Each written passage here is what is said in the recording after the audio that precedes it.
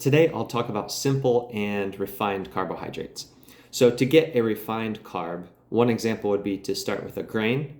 You process it to remove some of the fiber, and then you end up with this refined grain at the end. And that refined grain or refined flour can be used to make things like bread, pasta, bagels, cereal, desserts, and things like that.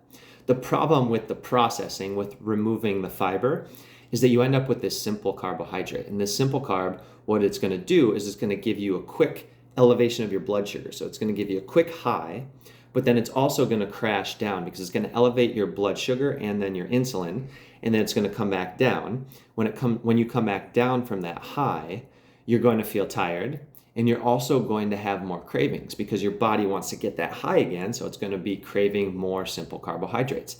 And so it's easy to get into this cycle of you eat the simple carbs, you go up, you come back down, you want to eat more, so you eat more, then you go back up, and then you come back down. And then it's just this cycle throughout the rest of the day. You end up eating more than you want, and you end up eating more of the simple carbohydrates and the refined carbohydrates than what you really should be having.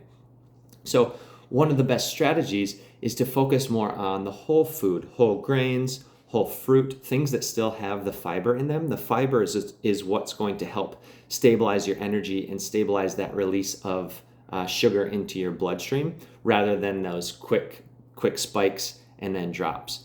So things like I said, whole fruit, when you still have fiber in it compared to fruit juice, the whole fruit would be considered more complex, would be more slow digesting, whereas the juice, it's removing the fiber, that becomes quick digesting. So examples of simple carbohydrates, just table sugar would be about the simplest example, but a lot of other foods are treated, or your body treats a lot of other foods the same way it would treat sugar. So if you're having a lot of these refined flours, if you're having fruit juice, even if it's 100% fruit juice, soft drinks, candy, sweets, things like that, those are all treated in your body pretty much the same way that just regular sugar would be treated. And so not that you need to completely avoid all of these things, but you do want to limit them, and you do want to focus on getting the majority of your carbohydrates from the whole foods, the whole grains, the complex side of it, potatoes and sweet potatoes and things like that, because those types of foods come with fiber, and that's going to slow down the absorption, and it's going to help give you a little bit more sustained energy throughout the day. So in conclusion, if you want to stabilize your energy more, if you want to try to avoid some of those cravings, if you know you're always craving sweet stuff, think more about the whole foods, the foods that come with fiber.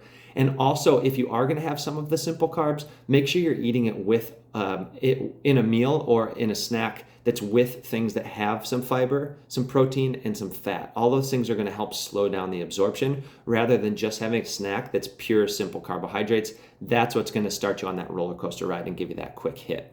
So focus more on whole foods, more on whole fruits, complex carbohydrates. That's what's going to help give you more stable energy and just help control your appetite throughout the day as well. So hopefully this was helpful. Let me know if you have any questions. Thanks for listening.